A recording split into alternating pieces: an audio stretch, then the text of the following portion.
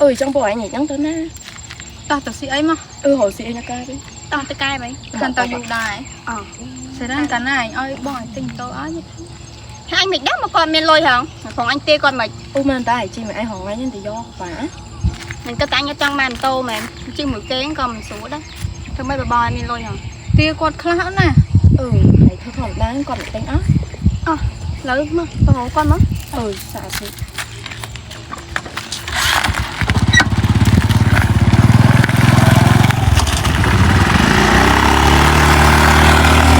Dạ ơi, đi lại em tục bay thơm độ hụt ngày vậy đó nha. Phi nhập ổn em nè, phi nhập ổn. Mà nữa. Tôi sẽ ra câu hỏi em không? Ổn là nào? Vâng. Má. Trong màn thâu mới đá. Bên trong anh tốt. Bông lên ngôi nè.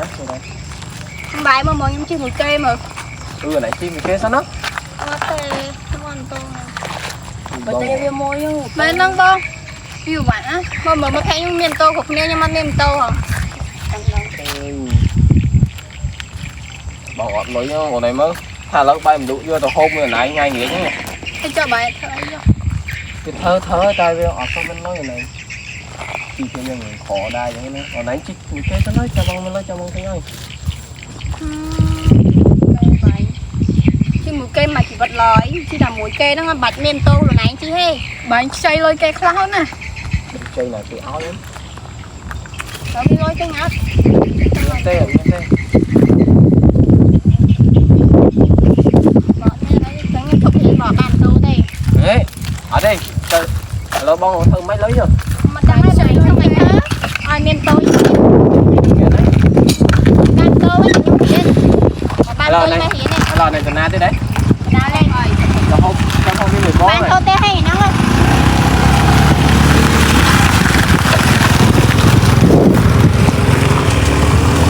Chọn bát lỡ không mấy chứ lâu rồi còn lơi ổn thôi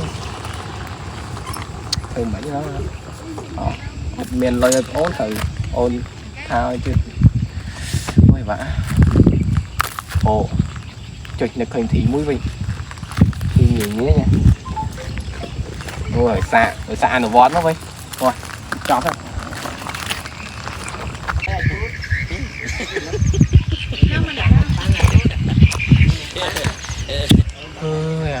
xa đó đầm bay ôn nè mày là hen thơ đây đầm bay tinh tối ôn và lấy trăm mối nữa hoặc thường nào phim tổ ca sát tôi đang mệt mà ơi tay luôn làm bông thơ xị vậy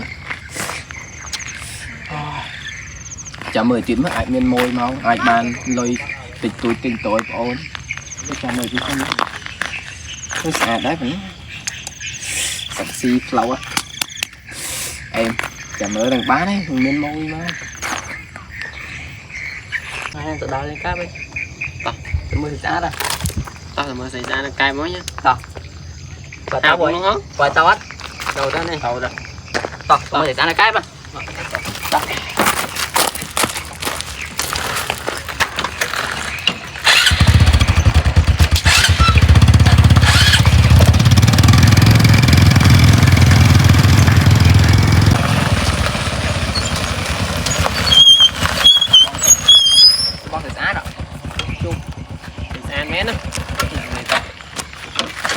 tôi bong này trôi nha bong đã biết bong đâu nhỉ em tổng tôi bong muối không bong đã biết làm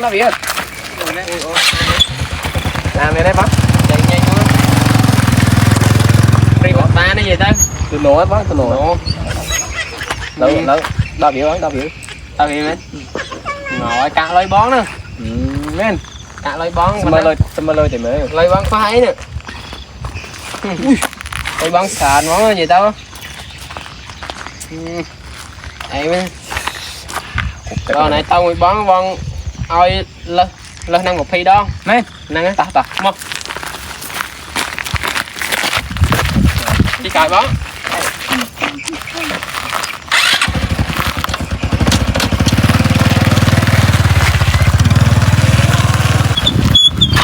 nó đào lại chứ năng á nó não lại nè mấy nó tam bón đó ấy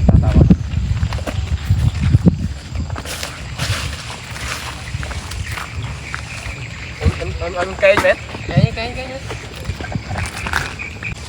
con ơi ôm lặng không ôm lặng ấy anh lần ní không hả cầm ôm lặng ở đây ôm lặng bài thức phát không lời này chẳng man mà lâu mà anh của bọn ơi lo mày này bọn ơi mà anh nói rồi tam chết bọn ơi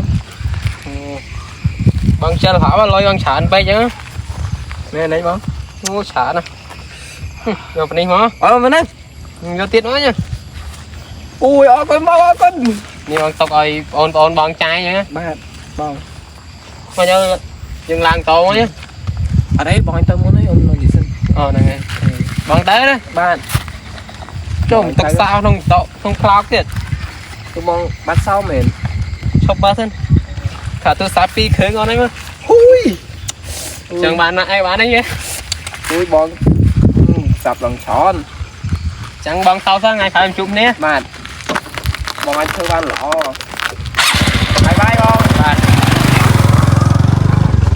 trộm dạ ơi cục tực à ba màu mùi nhiêu hộp con lá ơi tôi xào với ô nè tôi sạp ôi muối tội ôi muối phải đăng ôi ơi trời nó tình tổ xinh rồi ngày đi ngặt môi cái đó là thôi môi tinh tổ tí hay sao rồi ổn